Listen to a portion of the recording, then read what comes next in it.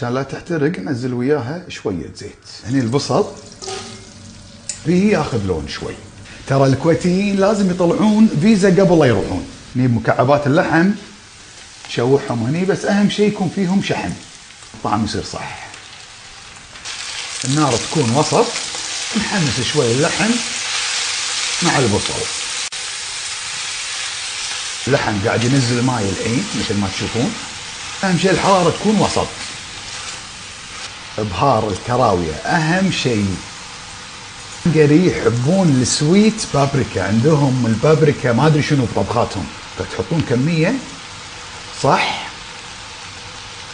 وترى عملتهم الاتش يو اف، الفورنت الهنغاري. نحمس. اوه الريحة. شوية ثوم، ننطر بس نكهة الثوم كذي. طلعت وياي كذي ريحة الثوم. نزل الطماط، نحمس شوي. اللون صار وياي ممتاز، بس نعطيه كذي كم دقيقة ياخذ ويا بعض كذي. وبهنغاري يا جماعة ما يتكلمون انجليزي، او خلينا نقول قليل يتكلمون انجليزي. زين شلون تفاهم وياهم؟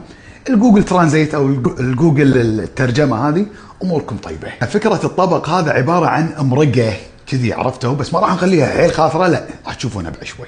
بسكر على اللحم لين ياخذ له 3/4 استوى، خلينا نقول الى استوى كامل الا. سلام. الحين اللحم تمخمخ عندي. تقدرون تستخدمون ماي عادي او المروق. مروق اللحم انا عندي افضل، يعطي نكهه وايد احلى، بس لا تكثرون. الفلفل الاحمر البارد، الجزر، البطاط. خلي الخضره تستوي الحين ويا اللحم، وما ننسى نعير الملح.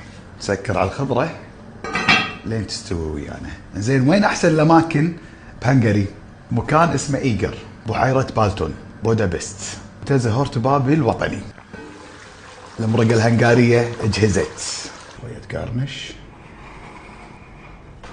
وهم ساوردو. طبقنا جاهز. شوفوا طقون اللحمة كذي، زين تجيبونها كذي. حطيت لها البطاطا، حط عليها المرقة الهنغارية هذه.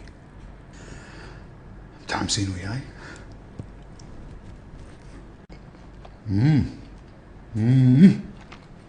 المرقة شنو؟ والله العظيم لذيذة، والله مرقة ولا غلطة.